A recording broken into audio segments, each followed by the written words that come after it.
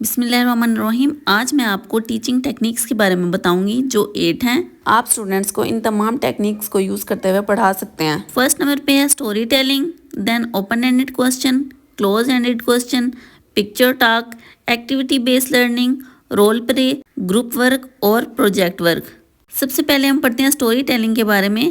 یہ وہ طریقہ ہے جس میں بچوں کو کہانیوں کے ذریعے سبق دیا جاتا ہے۔ کہانی سننے سے بچوں کے اندر الفاظ اور بولنے کی صلاحیت بہتر ہوتی ہے۔ ان کے ذریعے بچوں میں ایمانداری، نیکی، دوستی، صبر، احترام جیسے اقتدار پیدا ہوتے ہیں۔ کہانی بچہ دھیان سے سنتا ہے اور اس کی توجہ مضبوط رہتی ہے۔ سیکنڈ نمبر پہ ہے اوپن اینڈڈ کوسچنز۔ اس میتھڈ میں ایسے سوالات جن کی کئی جوابات ہو سکتے ہیں، مثلا اگر تم اس کہانی کے کردار ہوتے تو تم کیا کرتے، ان سے بچوں کے اندر سوچنے کی اور بولنے کی صلاحیت پیدا ہوتی ہے۔ تھرڈ نمبر پہ ہمارے پاس کلوز اینڈڈ کوسچن۔ یہ وہ سوالات ہوتے ہیں جن کا جواب ہم نے مختصر اور واضح جواب دینا ہوتا ہے، مثلا آسمان کا رنگ کیا ہے اور بچوں نے بتانا ہے اس کا رنگ ہے نیلا۔ یہ صرف ان کی یادداشت بہتر کرنے کے لیے یہ سوالات کیے جاتے ہیں۔ فورتھ نمبر پہ ہمارے پاس ہے پکچر ٹاک کے بارے میں۔ یہ وہ طریقہ کار ہے جس میں ٹیچر اپنے بچوں کو کوئی بھی تصویر دکھائے گی اور ان سے بات نکلوائے گی۔ اس کے اندر بچے نے 5 سینسز یوز کرنی ہوتی ہیں کہ اس کو تصویر میں کیا دکھائی دے رہا ہے، کیا محسوس ہو رہا ہے، کیا فیلنگز آ رہی ہیں۔ اس طریقہ کار سے ایک تو بچے کی آبزرویشن بہت اچھی ہوتی ہے اور اس سے بہتر زبان میں بیان کر سکتا ہے، اور وہ تصویر کو دیکھتے ہوئے خود سے سٹوری کو بیان کرنے کے قابل ہو سکتا ہے۔ ففتھ نمبر پہ ہمارے پاس ہے ایکٹیویٹی بیس لرننگ۔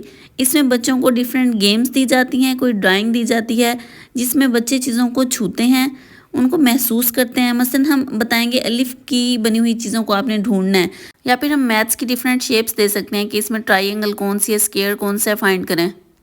6 نمبر پہ ہمارے پاس ہے رول پلے۔ جب ہم کسی بچے کو کوئی کردار ادا کرنے کو بولتے ہیں، جیسے کوئی نیوز اینکر ہے یا کوئی ڈاکٹر ہے یا پھر کوئی نیوز رپورٹر ہے، کوئی ٹیچر ہے، ڈیفرنٹ رولز پلے کرنے ہوتے ہیں۔ وہ جب نئی دنیا میں آتا ہے تو وہ محسوس کرتا ہے کہ اگر میں واقعی استاد ہوتا تو میں کیا کرتا۔